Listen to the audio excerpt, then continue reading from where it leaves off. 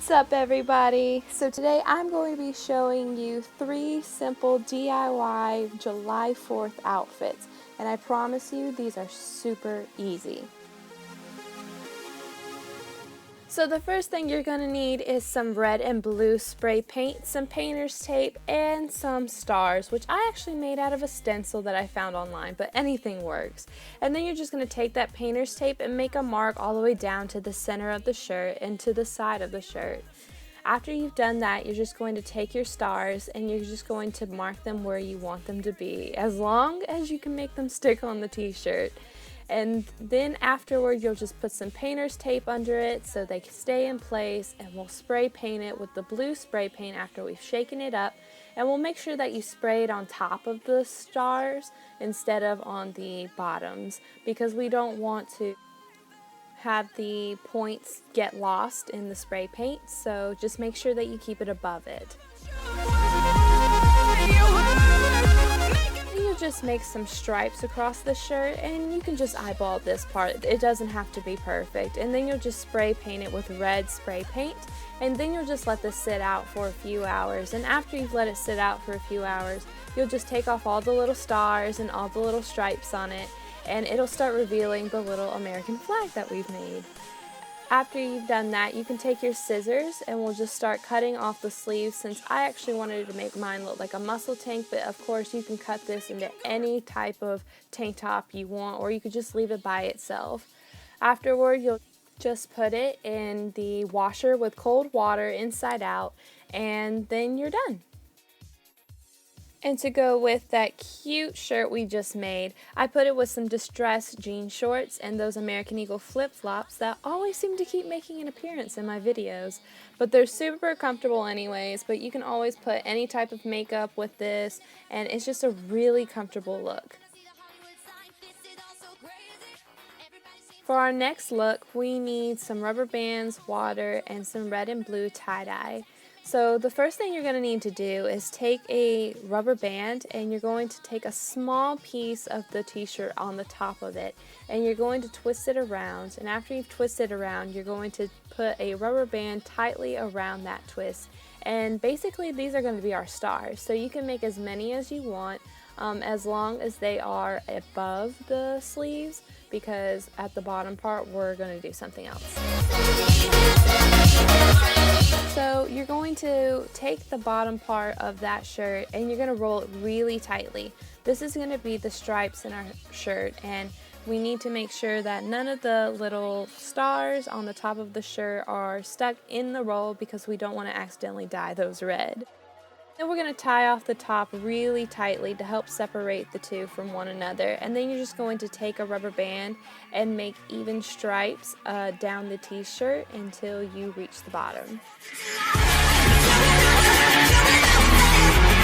So then we're just going to do the mixture of the dye and shake it all up, and then we're just going to do the same thing for the blue dye so it's on standby. And then we're just going to put on those plastic gloves that come with it so we don't end up dyeing our hands. And we're going to take the blue dye and start dyeing the top of the t-shirt, avoiding all the little bands and twists that we did so we don't accidentally get them blue, because those are the stars and then we won't have any stars on our shirt. But as you can see what I'm doing, I'm just putting the dyes around it and avoiding them, but it's not too hard. And then afterwards you'll just take your red dye and you'll start to dye one of the stripes at a time. You can pick whatever pattern you want. I just decided to skip the first one, but afterwards you'll just let it sit out in the sun to dry completely, and then you'll just take the rubber bands and cut them all off, and then just toss it in the dryer on cold inside out, and then you're done. And then I paired it with these cute high-waisted acid wash shorts and some Vans. Honestly, you could do anything with this shirt. It's just so easy to wear with anything, and I really think it's a fun way to incorporate the red, white, and blue for the 4th of July.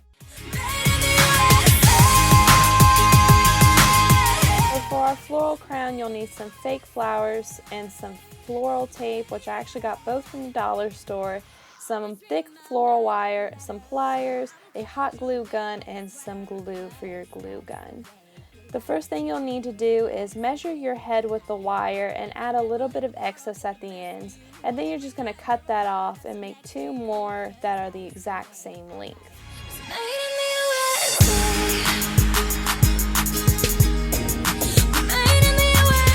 You're going to take the tops of them and you're going to twist them together so they stay in place. And after you've twisted the top of it, you're just going to do a regular 3-strand braid with the wire. And it's a little tricky at first, but as you keep going, it gets easier.